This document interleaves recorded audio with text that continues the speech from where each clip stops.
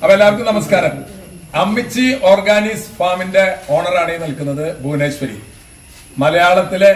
മലയാളക്കരയിലെ എല്ലാവർക്കും പരിചയമുള്ള ഭുവനേശ്വരി നിങ്ങൾക്ക് ആവശ്യമായിട്ടുള്ള അനേകം അറിവുകൾ പകർന്നു തരുന്നു.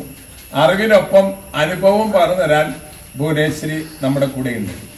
അപ്പൊ അമ്മച്ചിയുടെ അമ്മച്ചീസ് ഓർഗാനിക് ഫാം ഇത് പറഞ്ഞു ഭുവനേശ്വരി പറയൂ എന്താണ് അമ്മച്ചീസ് ഓർഗാനിക് ഫാം എന്നാണ് എന്റെ വെബ്സൈറ്റിന്റെ പേര്. അതിലെ അരി, അവില്, ഇടിയപ്പപ്പൊടി, പുട്ടുപൊടി, പിന്നെ ഇഡ്ലിപ്പൊടി, സമ്മന്തിപ്പൊടി, പുളിയിഞ്ചി അങ്ങനെയുള്ള സാധനങ്ങളൊക്കെ ഓർഡറിനനുസരിച്ചിട്ട് ഉണ്ടാക്കി കൊടുക്കും. എല്ലാവർക്കും ആവശ്യമായ ജൈവമായ ഒന്നും ചേർത്തില്ല, വേറൊന്നും ഒരു കെമിക്കലും ഇല്ല. ഇവിടുത്തെ സാധനങ്ങൾ മാത്രം.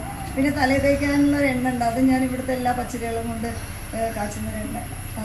അപ്പൊ നമ്മുടെ അനുദിന ജീവിതത്തിന് ആവശ്യമായിട്ടുള്ള കാര്യങ്ങൾ ഇതെല്ലാം അമ്മച്ചിമാര് പണ്ടൊക്കെ ചെയ്തുകൊണ്ടിരുന്നതാണ്.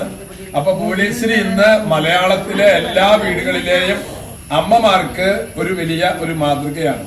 നമ്മൾ തലയിൽ തേക്കാനുള്ള എണ്ണ തൊട്ട് നമുക്ക് ഊട്ടാൻ കാച്ചാനുള്ള എണ്ണ തൊട്ട് പിന്നെ അത്യാവശ്യമായിട്ടുള്ള എല്ലാ പച്ചക്കറി കൂട്ടുകളും നമ്മൾക്ക് കറി വെക്കാനുള്ളത് എല്ലാം ഇവിടെ പാടത്ത് ഉൽപ്പാദിപ്പിച്ച അരി, അത് അതിന്റെ പേരെന്താ പലതരത്തിൽ പിന്നെ